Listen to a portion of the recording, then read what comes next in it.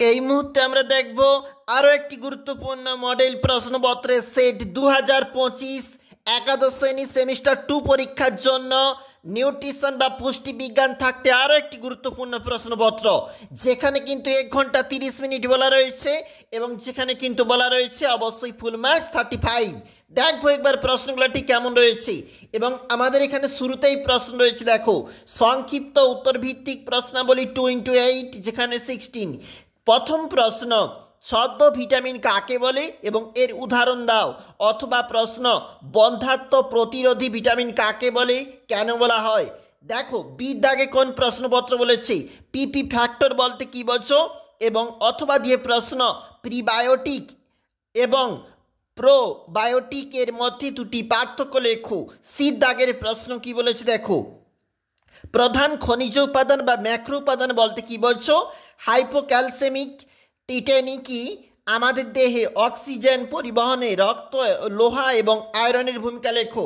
দেখো অথবা দিয়ে বলেছে, অবশ্যই দেখবে। একটু চলে যাচ্ছি, এটা হচ্ছে আমাদের 2 নাম্বার পেজ এবং সেখানে কিন্তু বলা রয়েছে দুটি ইলেকট্রোলাইটসের উদাহরণ দাও। অথবা দিয়ে আমাদের নিচের যে প্রশ্নপত্র অথবা রাখা রয়েছে, দেখো লোহার একটি উদ্ভিজ্জ একটি প্রাণীজ উৎসের নাম লেখো। ক্যালসিয়াম শোষণে ভিটামিন ডি কিভাবে সহায়তা করে। খাদ্য তালিকায় ফল এবং সবুজ শাকসবজি রাখা প্রয়োজনীয়তা কি।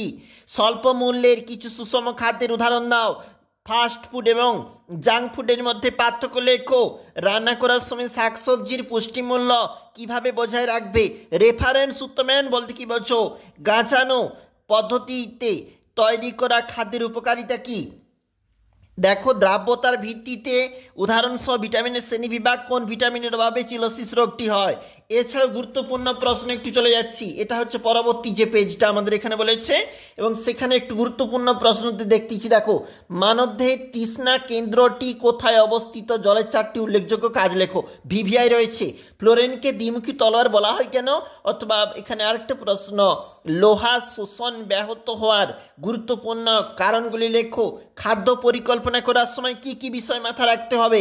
অবশ্যই দেখবে, একটু নিচে চলে যাব। একটি খাদ্য পিরামিডকে বুঝিয়ে দাও। সুষম খাদ্য পরিকল্পনায় এদের ভূমিকা লেখো। অবশ্যই দেখবে নিচে যে প্রশ্নপত্রগুলি রয়েছে সেগুলোও দেখবে। দেখো এই দিকটাতে অবশ্যই কিন্তু গুরুত্বপূর্ণ প্রশ্ন এবং এখানে বলেছে যে কোনো 4টি পদ্ধতি উল্লেখ করে খাদ্যের পুষ্টিমূল্য বৃদ্ধি করা যায়।